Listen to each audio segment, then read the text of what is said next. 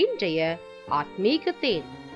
இந்த வருடத்தின் 2வது மாதமாகிய இந்த பிப்ரவரி மாதத்திலும் என் தேவனாகிய கர்த்தர் உங்களோடு இருந்து உங்களை வழி நடத்த வல்லவராயிருக்கிறார். பிப்ரவரி என்று சொன்னால் லத்தீனில் சுத்திகரிப்பு என்று அர்த்தம்.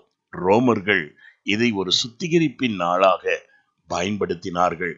இயேசு கிறிஸ்து தம்முடைய இரத்தத்தினால் உன்னை கழுவி தன்னுடைய பிள்ளையாய் சுத்திகரித்து நீதிமானாய் அங்கீகரித்திருக்கிறபடியால் உன்னுடைய வாழ்க்கையிலும் நியமித்த எல்லா நன்மைகளையும் நல்க அவர் போதுமானவராய் இருக்கிறார். இன்று தினத்தின் தியானத்திற்காக எரேமியா 30:18 உங்களுக்காக நான் வாசிக்கட்டும்.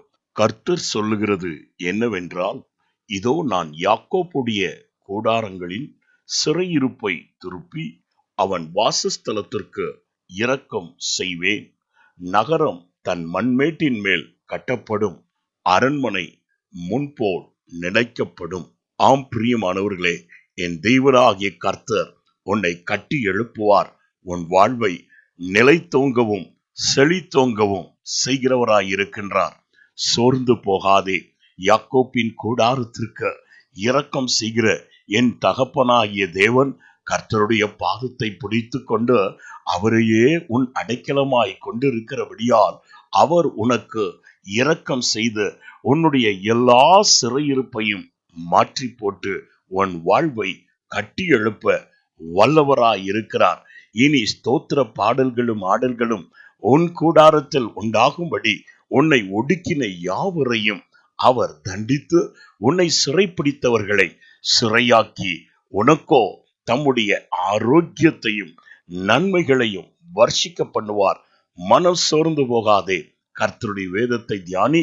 இவ்வாக்கின் பிரகாரமாகவே என் தேவன் இந்த மாதத்திலும் உன்னை நடத்தி செல்ல வல்லவராய் இருக்கிறார். நான் உங்களுக்காய் ஜெபிக்கட்டும். எங்களை அதிகமாய் நேசிக்கும் அன்புள்ள பிதாவே, கடந்த நாட்களில் எங்களை பட்சித்த பல காரியங்கள் உண்டு ஆண்டவரே. எங்களை ஒடுக்கி போட்ட காரியங்கள் அநேகம் உண்டு.